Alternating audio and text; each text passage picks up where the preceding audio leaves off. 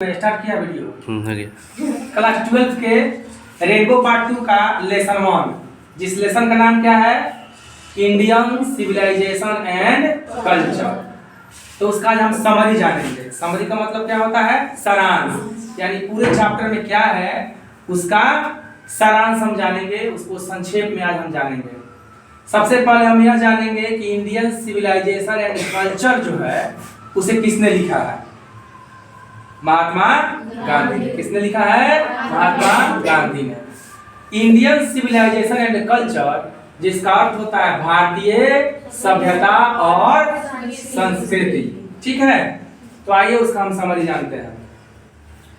Indian civilization and culture is an essay that present the ideas of Mahatma Gandhi about the Indian civilization and culture.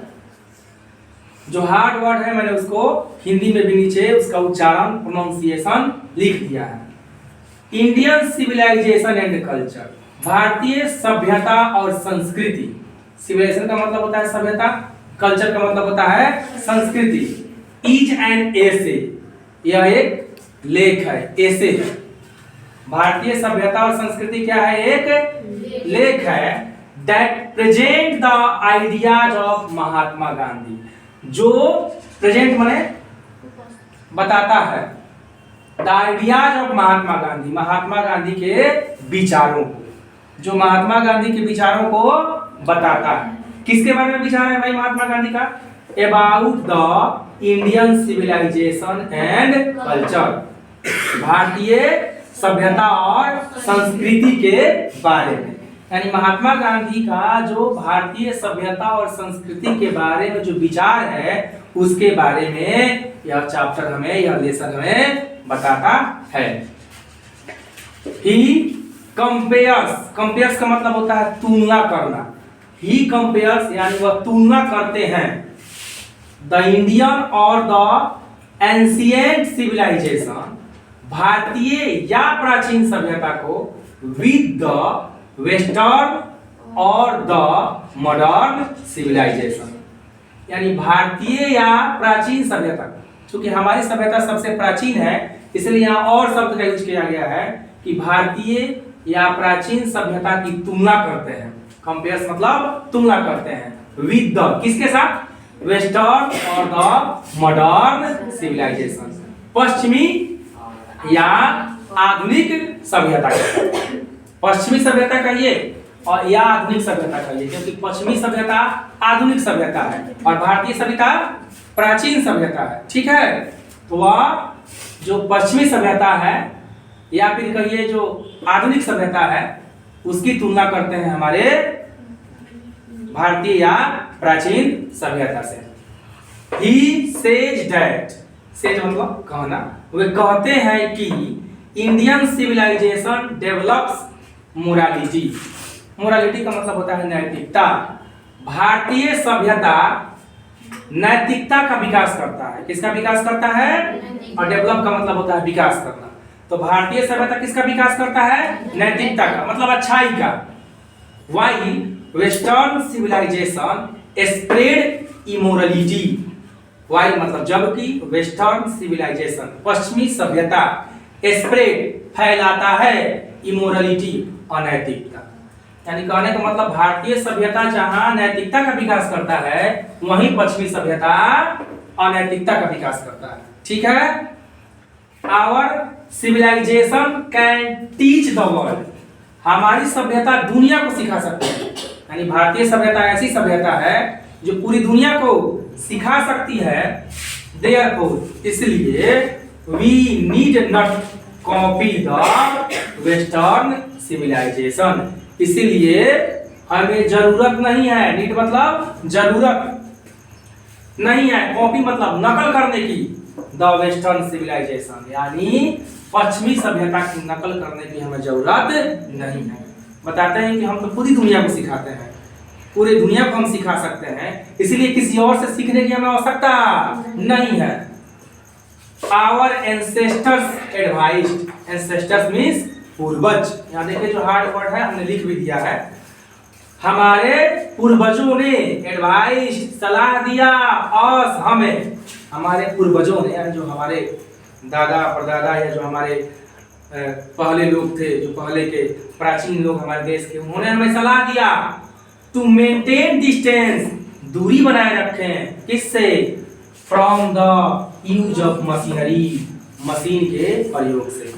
Machine के प्रयोग से क्या बनाए रखें? दूरी बनाए रखें। बिकॉज क्यों? क्योंकि the use of machinery may paralyse our hand and feet, क्योंकि मशीन का प्रयोग हमारे हाथ और पैर को अपंग कर सकता है, पैरालाइज कर सकता है। पैरालाइज का मतलब क्या होता है? लकवा मार देना। पैरालाइज का मतलब क्या होता है? यानी जो हम मशीन का उपयोग करेंगे तो हमारे हाथ और पैर क्या हो जाएंगे? लकवा ग्रस्त हो जाएंगे। आज देखिए हम कई तरह का मशीन का यूज कर रहे हैं। पहले के लोग ज्यादा पैदल चलते थे, हाथ से काम करते थे। आज हर चीज के लिए लगभग मशीन है और इंसान को बहुत सारी बीमारियां हो रही है। आज हो रही नहीं हो रही है? क्योंकि हमारा पैर और हाथ बिल्कुल शून्य पड़ गया है, लकवाग्रस्त हो गया है, हमारा हाथ पैर चल ही नहीं रहा है। दे सजेस्टेड, सजेस्टेड का मतलब होता है सुझाव देना। सजेस्ट का मतलब क्या होता है? सुझाव देना। उन्होंने सुझाव दिया। रेसिस्टिंग आवर वांट्स, रेसिस्टिंग मतलब रोक लगाना, प्रतिरोध करना, रोकना। आवर वांट्स, उन्होंने सुझाव दिया कि हम अपनी इच्छाओं को क्या करें? कंट्रोल करें, नियंत्रित करें। To lead a happy life, एक खुशहाल जिंदगी जीने के लिए। एक खुशहाल जिंदगी जीने के लिए हम क्या करें जी? अपनी इच्छाओं को नियंत्रित करें। आगे कहते हैं our civilization is still alive, हमारी सभ्यता अभी भी जिंदा है। हमारी सभ्यता, क्योंकि जो भी हमारी सभ्यता है हमारे दिनचर्या में है, हमारी जिंदगी में है, हमारे त्योहारों में शामिल है, हमारे हर चीजों में शामिल है।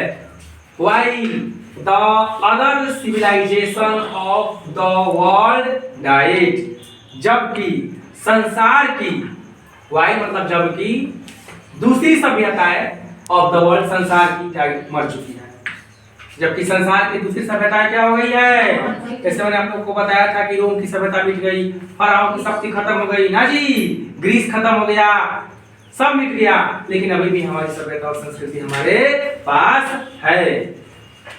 Therefore, इसलिए इन गांधी जी वर्ड्स, गांधी जी के शब्दों में, if we want our India to rise and shine, if यदि, वी वांट हम चाहते हैं, आवर इंडिया टू राइज अपने भारत को ऊंचा उठाना चाहते हैं, एंड शाइन उसे चमकाना चाहते हैं, हम अपने देश को अगर ऊंचा उठाना चाहते हैं या फिर इसे चमक प्रदान करना चाहते हैं, we should always value the glory and dignity of our civilization and culture।